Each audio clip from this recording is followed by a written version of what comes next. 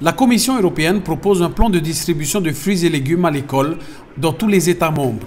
Ce programme vise à encourager les bonnes habitudes alimentaires chez les jeunes, en espérant qu'elles restent par la suite acquises au quotidien. Alors le programme Fruits et légumes à l'école permet de distribuer au moment du repas ou en dehors du repas auprès des enfants et des jeunes. Ça peut être pour les écoles élémentaires, les collèges et les lycées, des fruits et légumes pour leur faire redécouvrir ces produits. Voilà, ils ont un grand intérêt pour la santé et donc ici en France on souhaite distribuer ces produits dans les écoles pour les enfants. Et pour permettre cela, la Commission européenne a prévu 90 millions d'euros par an pour ce programme sur 3 ans.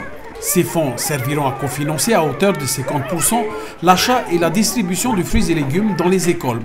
En contrepartie, le programme européen exige de la part des États membres participants l'élaboration de stratégies nationales, y compris des initiatives en matière d'éducation et de sensibilisation. Le principe est d'effectuer à peu près 6 distributions par trimestre et une mesure d'accompagnement pédagogique auprès des élèves pour en même temps les sensibiliser sur le volet nutritionnel, botanique, comment ça pousse et puis également sensoriel. Voilà, l'idée c'est d'avoir une découverte globale sur les produits. Si le budget européen est également destiné à la mise en place de mesures d'accompagnement pour informer les effets positifs des fruits et légumes sur la santé, il n'en demeure pas moins qu'en Polynésie française, le travail est aussi à la sensibilisation, surtout dans les foyers.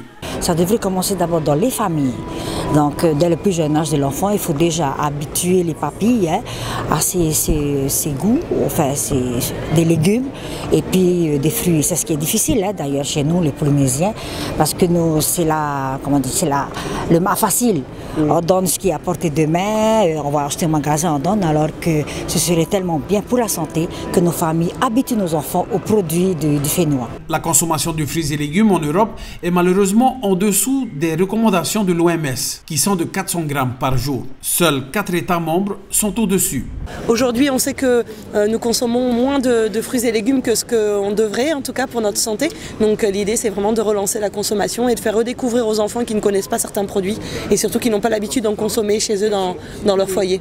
En Polynésie française, on souhaite également encourager la consommation de fruits et légumes dans les cantines, à condition bien sûr de pouvoir alimenter toutes les écoles en produits locaux avant tout, mais surtout que le pays puisse apporter son aide financière. Et lorsque je vois cette initiative ici qui est présentée au Congrès des maires, finalement en tant que maire et puis même en tant que ministre de l'Agriculture, je le proposerai au gouvernement en discutant avec notre président. Il faudra dégager quelques moyens pour faire venir dans toutes les écoles des diététiciens, des préparateurs de menus qui utilisent les fruits et légumes du pays.